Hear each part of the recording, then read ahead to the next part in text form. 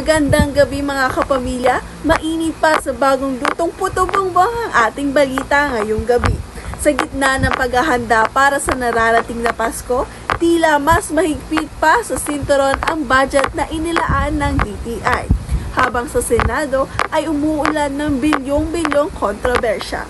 Dito muna tayo sa hapagkainan, silipin natin ang diskarte para sa 500 pesos Noche Buena Challenge. Nandito ako ngayon sa palengke at sinusubukan kong hanapin ang milagro ng DTI, ang Noche Buena na nagkakahalaga ng 500 pesos. Mga kabudget, sa totoo lang, parang mission impossible ito dahil pagbili ko pa lang ng isang maliit na hamon at isang pack ng spaghetti, kalahati na agad ng 500 ko ang naglaho na para bang itong bulak. Ang sabi ng DTI, maging wais daw sa pagbili. Pero ang mga nanay dito, ang sabi, wais nga kami, pero ang presyo ay hindi wais. Kaya naman sa 500 pesos budget para sa 4 na tao, baka ang spaghetti natin ay maging spaghetti. Sa sobrang nipis ng noodles at ang fruit salad ay baka isang pirasong saging na lang na hinati-hati.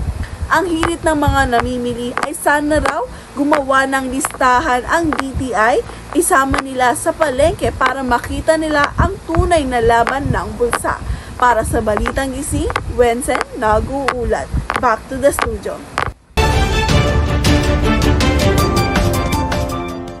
Tama, Wensen.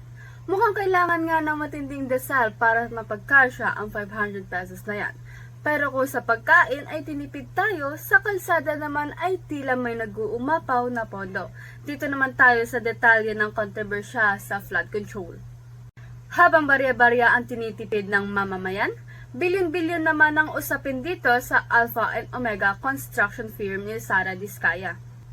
Sa mga pandinig sa Senado, naging sentro ng usapin ang tila anli kontrata na nakuha ni Diskaya para sa mga flood control project sa iba't ibang panig ng bansa. Ang nakakapagtaka, marami sa mga proyektong ito ay kini-question kung natapos ba o talagang epektibo. Dahil ang baha sa Pilipinas parang bisita tuwing Pasko hindi nawawala. Lalong umiinit ang issue ng madamay ang mga litrato ng marangyang pamumuhay ng at luxury car ng pamilya Diskaya.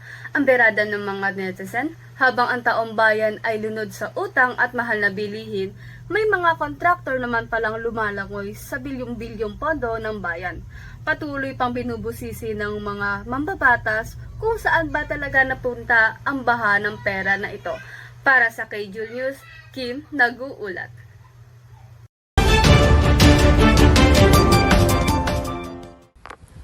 Tunay nga na nakakalungkot isipin na ang Noche Buena ng ordinaryong Pilipino pilit pinagkakasya sa 500. Pero ang flood control na dapat ay protection natin tila naging balon ng bilyong-bilyon para sa iilan. At yan ang ating balitang gising. Huwag kalimutan maging mulat dahil ang barya mo ay mahalaga. Lalo na kung ang bilyon ng iba ay sa bulsa na pupunta. Magandang gabi.